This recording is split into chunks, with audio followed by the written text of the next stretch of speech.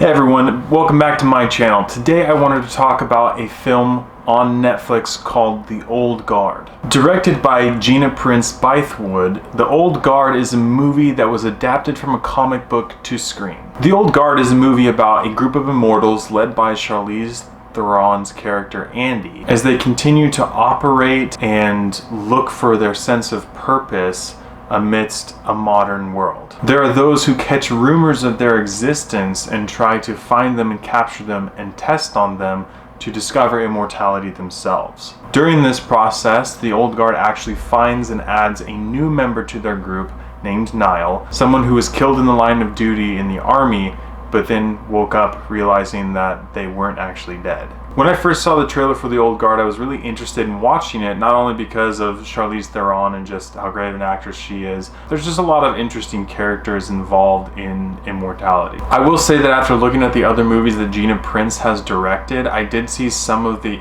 influence of her typical movie come into this, which is drama and romance, but it didn't affect it too much, which I was thankful for. But without further ado, let's get into the 6 things that make a movie great. The plot. Now, the plot in this movie was simple, but it had really big weak points for me. The main antagonist is played by a really weak character who basically his only thing that he's able to do is pay for things, and it was really reminiscent of Blute, who's the villain in Polar, which is one of the worst movies that I've ever seen. It was the first thing that I thought of when I saw the antagonist for this film, and it really did it damage, in my opinion. There's no reason why that person should be there other than money. Like, no one has challenged them.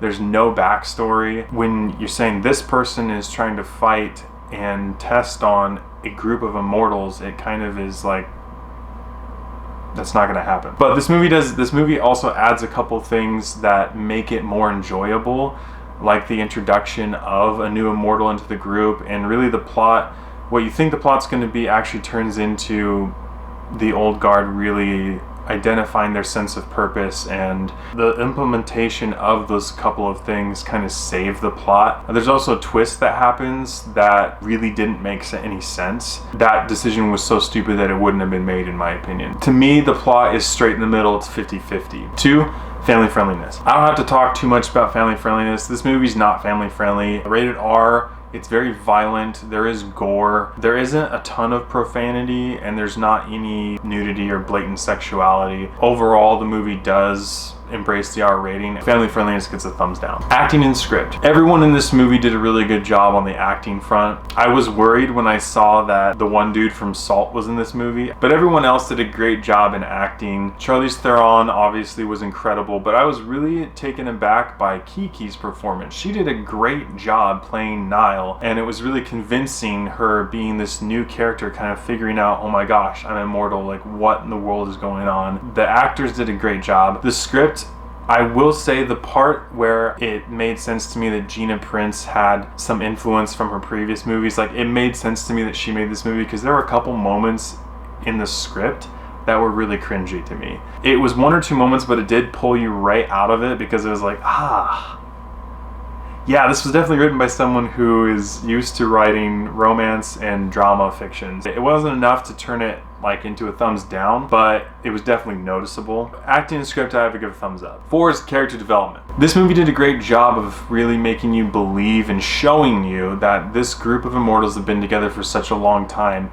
And it's not only in the way that they interact with one another casually, but also their fighting. Some of the fight scenes in this movie are next level. They are so fun to watch, and it gave me the same feeling that watching some of the fight choreography in The Witcher did, which was just like, oh my gosh, I could rewind that and watch it over and over and over again. I still think The Witcher has a leg up as far as fight choreography goes, just because a lot of it was done with a one shot, whereas there were a couple cuts in the fight scenes in this movie, but not like move, cut, move, cut, move, cut. Like, you see how they interact with each other, and you're like, I fully believe that these characters have lived together for thousands of years, and they understand each other, they understand each other's fight styles, and it's really fun to watch. There were only a couple character moments that didn't make sense among the core group of people. Other than that, The only thing I will say again is that the main antagonist was very weak. There are some weak points in both the plot and character development, but overall I have to give it a thumbs up. 5 is CG. The way that this movie was shot, it didn't have to use a lot of CG. There were moments where CG was used, and since I'm focusing specifically on that, I will say that some of the CG wasn't my favorite. There were moments that pulled me out because it looked really fake, and it sounds weird to say, like, I've seen gore look better than that.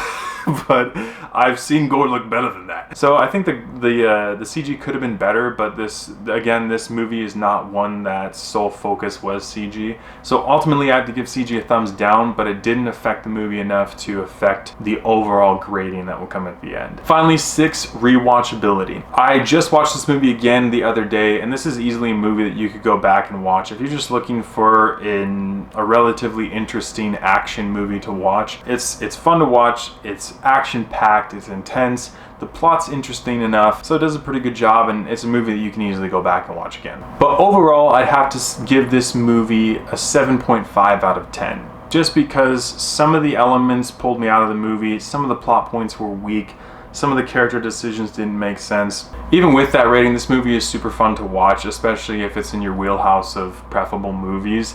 It's an enjoyable one for sure, and I would definitely recommend throwing it on the TV on a Friday or Saturday night. There is a sequel coming hopefully next year, so this is definitely a movie to go back and watch and then keep the next one on your radar. Thank you so much for watching. If you have seen The Old Guard, please throw in the comments below if you think I nailed it on the head, or if you have some questions or observations that you made that I didn't quite catch.